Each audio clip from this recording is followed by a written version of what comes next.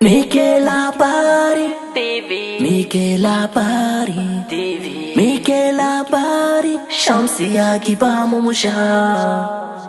Akwai labari. Babban hafsan rundunar ƙasa ya kai ziyara ta aiki a Agadez. Janar Mamman Sani Kiyau, babban hafsan rundunar ƙasa ta sojin jamhuriyar Nijar, ya kai ziyara ta aiki a Agadez a ranar Asabar 6 ga watan Satumban shekara ta 2025.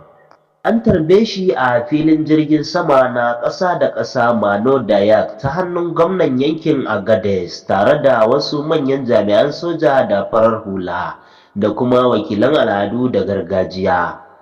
A yayin wannan ziyara, Janar Kiyau ya jagoranci bikin rufe gasar guje-guje da tsalle-tsalle ta farko da rundunar ƙasa ta shirya wanda aka gudanar a filin wasa na Sidi Muhammad da ke Agadez. Gasar ta tara wakilai daga dukkan sassan rundunar soji na Nijar. Gasar ta tara wakilai daga dukkan sassan rundunar soji na Nijar, inda aka nuna bajinta da haɗin kai tsakanin jami'an tsaro da wurare daban-daban.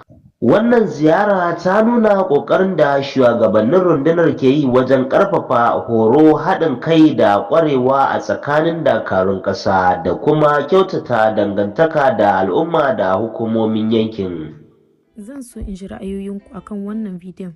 Idan shine zuwanku na farko a wannan tasha, ina mai gayyatar ku da ku danna mana wannan ɗan yatsa mai kalar shuɗi, sannan wannan maɓallin ja, sai ƙararrawa domin samun sababbin shirye-shiryenmu.